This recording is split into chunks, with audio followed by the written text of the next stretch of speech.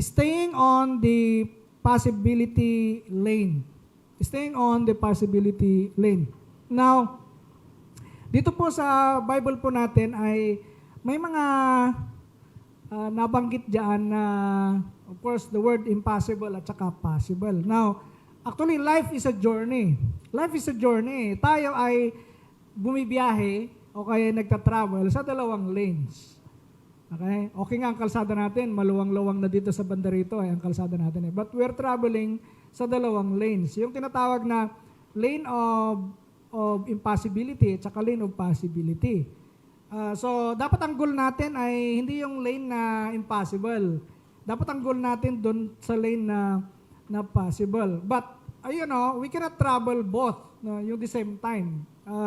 Minsan, nandun ka sa kabila, minsan nandun ka sa lane na kabila. Minsan, hindi lang minsan minsan karamihan nga yata yung travel natin ay mas marami doon sa impossible. Okay? So, narinig nyo na ba yung word na ay imposible yan? Narinig nyo na? O kaya ay sinabi nyo na rin yung word na imposible. Sinong aamin dito na katulad ko na may mga time na sinabi nyo na ay, imposible data, imposible nga mapasamak. Ha? Ay, imposible nga pumudaw ka pa eh. Ay, imposible nga kuminis ka pa eh. Mga ganong mga term na narinig natin at saka sinasabi din natin. Now, tayo din, or ano bang mas narinig natin, yung impossible o yung posible? Okay, sa atin, tayo na lang, anong narinig natin sa ating mga sariling bibig? Imposible or posible? Now, ang ganda ng contrast dito sa Bible natin, actually mababasa natin yan. Mababasa natin yan. So Luke chapter 18, nilagay ko yung text dyan pero hindi ko nilagay yung buong text. But sabi ng Panginoon dyan, the things that are impossible with people are possible with God. Pakisabi mo, possible with God. Possible. Kasi may declaration dyan eh. Ang sabi niya, Mark chapter 9:23 din, and Jesus said to him, if you can, all things are possible to him who believes. Alright? So, ang realidad sa buhay ay whether nandun ka sa lane ng impossibility or nandun ka sa lane ng possibility. Sa araw na ito, we can do greater things, greater exploits, greater works kung nandun tayo sa lane ng possibility. Ang daming kwento tungkol sa tinatawag na possibility at impossibility. Siguro mamaya kwento ko saglit. Kahit nga yung experience ko lang bilang pastor eh. First year pala ako sa Bible School noon, meron nang nagsabi sa akin na, ay, imposible na makatapos ito. Mga ganong statement. So, ibig sabihin, unang tingin pa lang sa'yo, parang meron na kaagad, parang question mark na imposible na kaagad. Alright? But anyway, let's look into that later on. But sa buhay po natin, maraming imposible. Sabi nga ni Nelson Mandela, meron akong quote dyan na nilagay, it all seems impossible until it's done.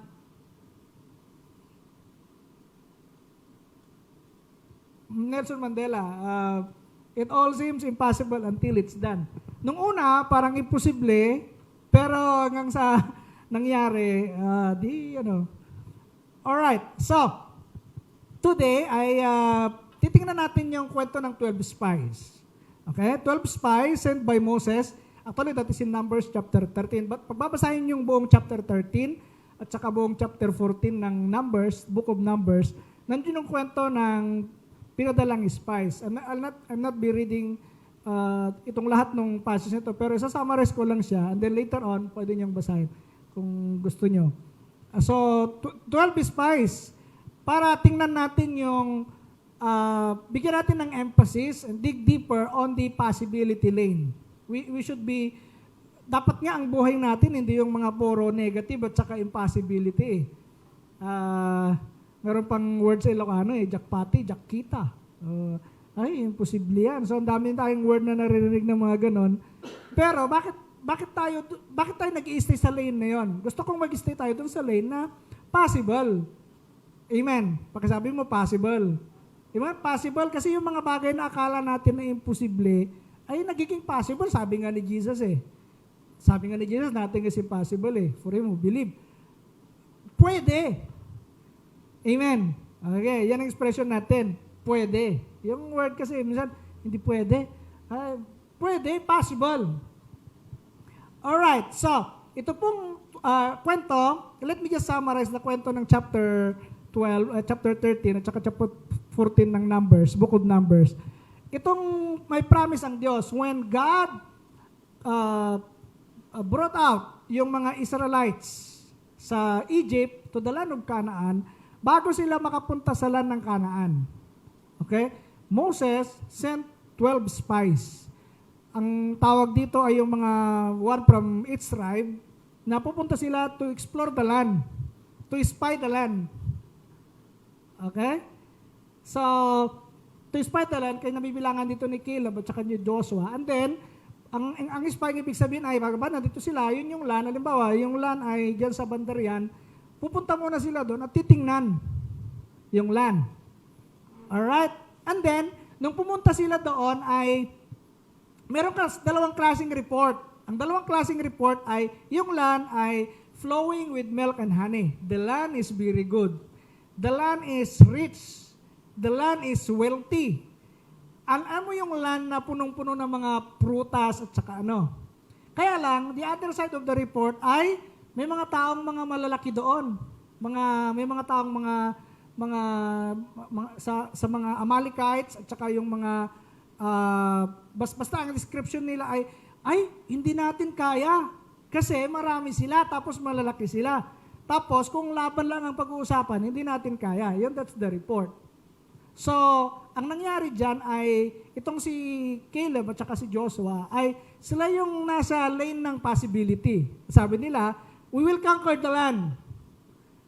Okay? Kaya natin yan. Tapos yung mga 10 spies, other 10 spies, ang sabi nila ay, hindi natin kaya kasi, paano naman natin lalabanan itong mga taong ito? Kasi ang tingin, para tayong mga grasshopper ang tinawag doon Grasshopper ang tinawag doon. Amoy tidudon.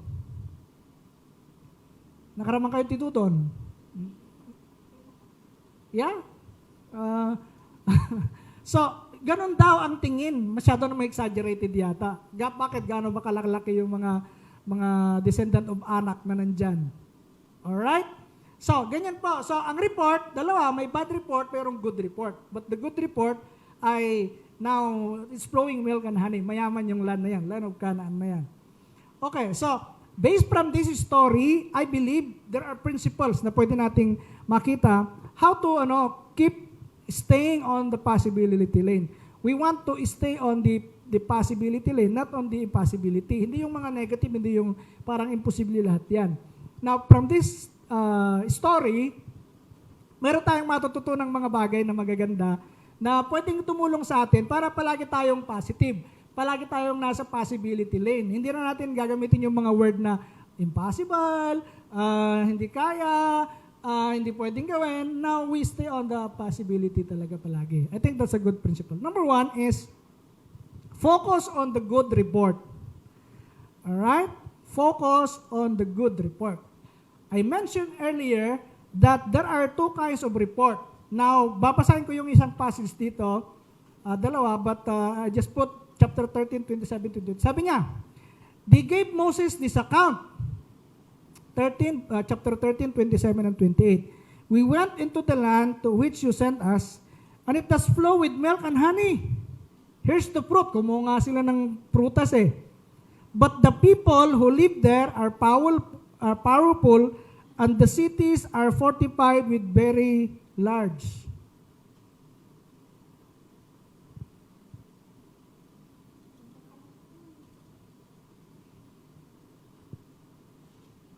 Alright, so, focus on the good report. Now, ganito po ang nangyari dyan.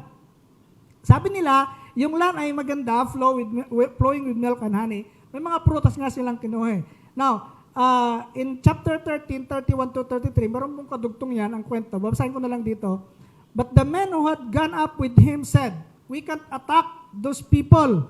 They are stronger than we are. And they spread among the Israelites a bad report about the land they had explored. They said, "The land we explored devours those living in it. All people we saw there are great size. We saw the Nephilim there, and the descendants of Anak come from the Nephilim. We seem like grasshoppers in our eyes, and we look the same to them." Alam nyo ang exaggeration dyan? We seem like grasshoppers in our own eyes, and we look the same to them. Bakit nila alam na ganun ang tingin ng mga tao doon sa kanila? Di ba? Masyado namang exaggerated yan. But I think ganito po ang kwento. There are two reports. Now, hindi ibig sabihin na siniset nila yung bad report. The bad report, there are people there, 45 yung city, tapos malalakas sila. Tapos, mga malalaking size. Yung mga iba nga, giants ang sinabi dyan eh. That's the bad report. Pero ang good report, the land is flowing with milk and honey. Maganda yung land, mayaman yung land. So pareho lang na ang problema, yung 10 spies, nag-focus sila dun sa bad report. Yung dalawang spies, si Joshua at si Caleb, mas maganda nila yung good report. Si Joshua at si Caleb, nasa possibility lane sila. Yung mga other 10 spies, nasa ano sila. Now, sa atin naman, karamihan sa atin kapag may, for example, sa business lang, anong mas nakikita mo, yung hindi maganda o yung maganda? Alright?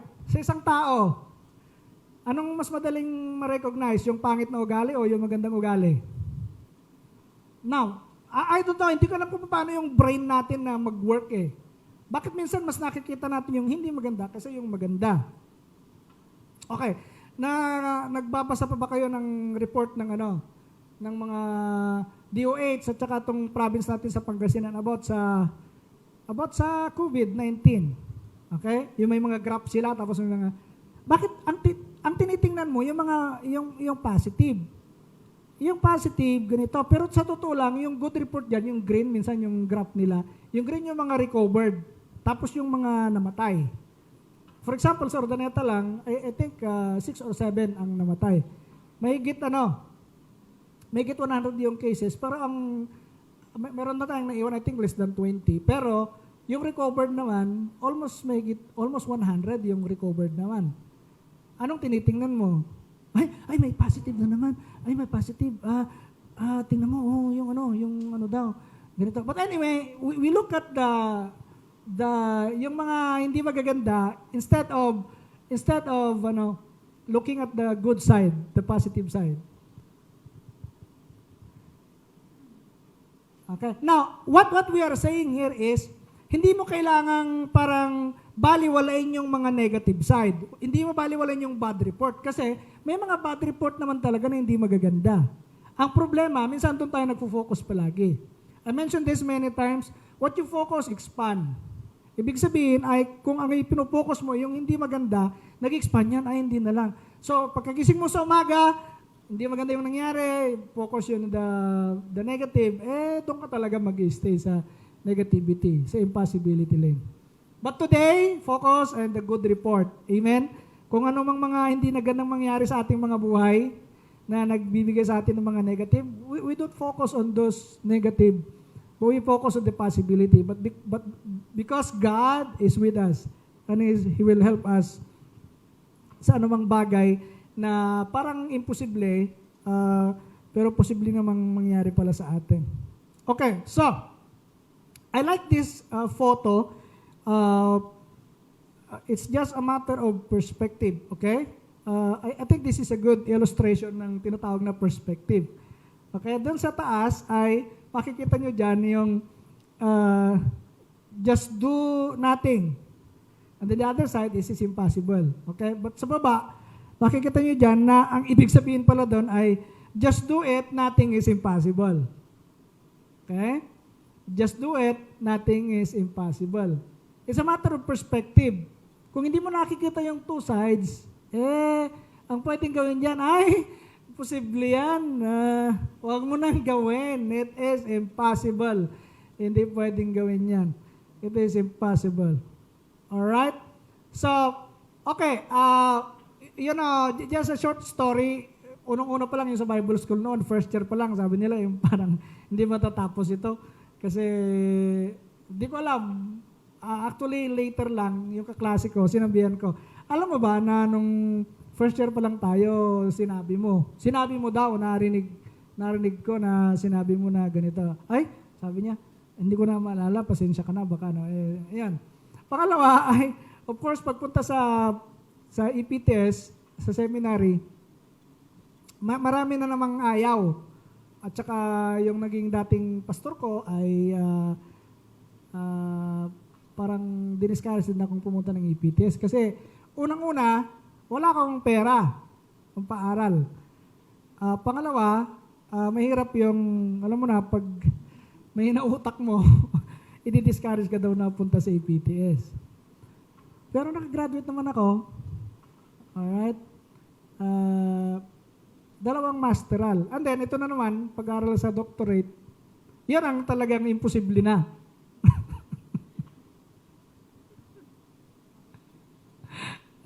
Yan ay talagang imposible na mangyari.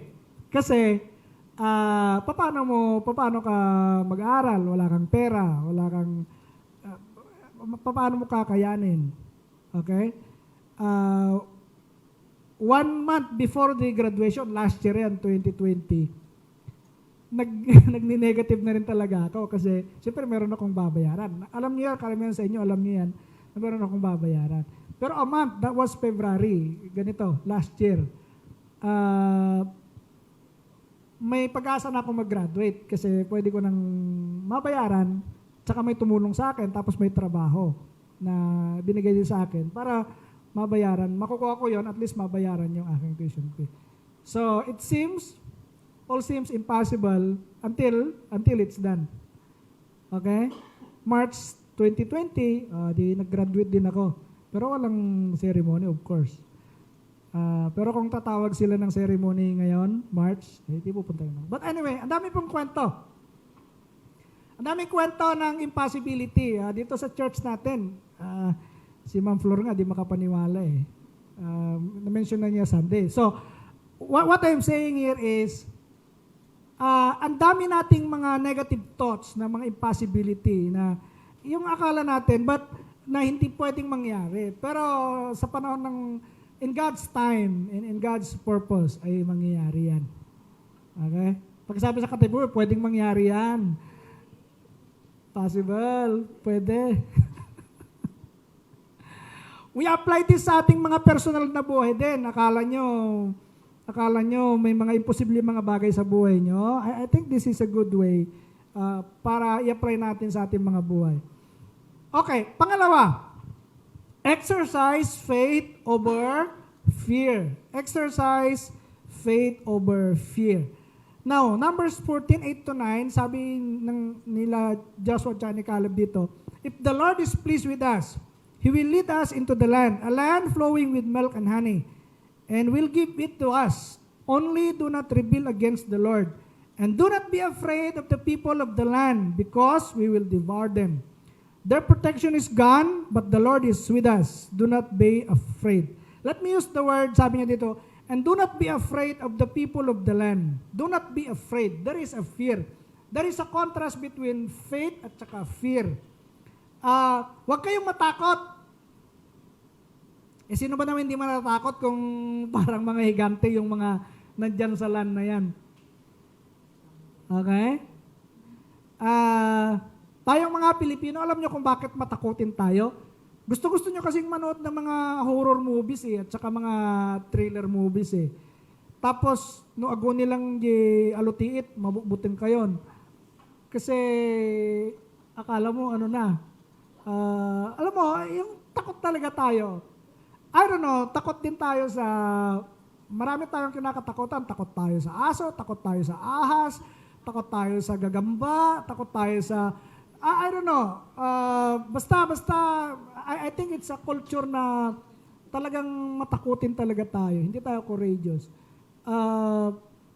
Ako din, nung kwento, nung una, kahit nga nung pagpunta namin sa Bible School, kwento nila dyan, sementeryo daw yung Bible College na yan noon. Kaya, tatakot ka. Pero I overcome yun kasi naging part ako ng working student at natutulog ako sa labas. Sa ilalim ng punong kahoy na nagiging gwardiya. So, I know, na-overcome ko yon. Hanggang ngayon, hindi na ako takot. But I think to sir, no. But itong takot na ito ay sometimes yung brain natin ay in-exaggerate niya yung fear. Okay, 12 spies, 2 lang yung positive mag-report. Yung 10, takot sila. At ang nangyari pa ganito, yung mga 10 spies, in-influensyahan nila yung mga Israelites. They influence them kasi yung report nila ay hindi talaga maganda. Parang alam mo yung takot na, kumbaga, wala, hindi natin kaya, paano na yan, babalik na lang tayo sa Egypt. Yun ang sinabi ng mga iba eh. Pipili na lang tayo ng leader, babalik na lang tayo sa Egypt. Okay, one example dito, hindi lahat ng majority ay tama. Yung 10 spies, hindi lahat ng majority. Now, in research, majority tama. Pero, sa ganitong pagkakataon, hindi sila tama. So, we exercise faith over fear. So, instead of matakot ka, Panginoon, palakasin mo pananampalataya ko. Ganun na lang gawin natin. Kung time na takot kayo sa multo, Lord, faith na lang ang sa akin. Okay? Kung takot kayo sa actually, pwede nang i-rebuke lahat ngayon eh. Lord, give me faith. Pagtagumpayan ko to. Pag natatakot kayo sa mga, lahat na wala tayong kinakatakutan. Hindi sa parang magiging siga-siga tayo na wala tayong kinakatakutan. Hindi ganon ang ibig sabihin. But to exercise faith over fear. Sabi ni Joel Osteen, God has brought you through before and He will bring you through again. Make a decision each day to choose faith over fear. Now, yung mga pinagdaanan natin sa buhay, di ba na pagtagumpayan natin? Nung estudyante kayo, katakot-takot na teacher, nalampasan nyo naman. Di ba? Yung terror na teacher, nalampasan nyo naman. Sunod ulit, malalampasan mo din yan. Yung nambubuli sa'yo dati, nalampasan mo rin yan. Nalampasan din natin, di malalampasan din natin sa tulong ng Panginoon. Amen. Exercise faith over fear. Pangatlo, believe in signs and miracles. Believe in signs and miracles. Chapter 14, verse 11 ng Numbers, sabi niya, the Lord said to Moses, how long will these people treat me with contempt? Alam mo yung word na contempt? Yung parang nagdi-disobey ka o sa court, contempt. Pwede ka nilang i-contempt kasi nagdi-disobey ka, hindi ka sumusunod sa Panginoon. How long will they refuse to believe in me in spite of all the signs I have performed among them? Alright? Believe in signs and miracles. Now, if we go back konti doon sa Exodus, alright? Doon sa Exodus, pagbasahin niyo ang buong Exodus, ang daming miracles na ginawa niya ng Panginoon sa Egypt. Yung the plague, okay? Plague of blood, lice, death of the firstborn, and so on. And so, yung 10 plague. Tapos, ang dami yung crossing of the Red Sea lang. That is really a miracle na hanggang ngayon, tinatry ng mga scientists na ipaliwanag kung paano. Hindi nila may paliwanag. Okay? Yan yung mga miracles na nangyari na sinasabi niya dito. Sabi nga ng Panginoon, in spite of all the signs, yung mga milagrong ginawa ko sa buhay niyo, nakakalimutan niyo na?